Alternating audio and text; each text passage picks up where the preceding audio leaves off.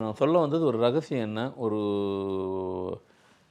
ஒரு விஷயம் என்னன்னாக்கா, ஒரு மனிதன் வாழ்கிற வாழ்க்கையில் 500 நல்ல விஷயங்கள் இருக்கும்.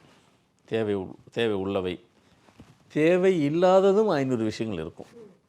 இருக்கத்தான் செய்யும். அது தேவையே இல்லை.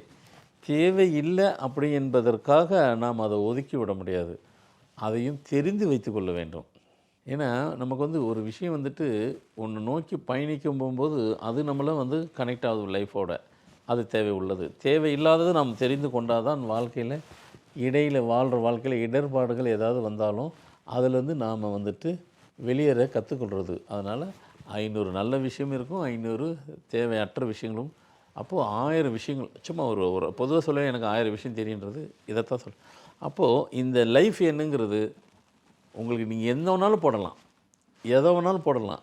ஒவ்வொரு எண்ணும் ஒரு ப்ரிடிக்ஷன் கொடுக்கும். இப்போ இவருக்கு லைஃப் இப்போ நான் சொன்னது இது ஒன்று தான் ப்ரிடிக்ஷன் அப்படி கிடையாது.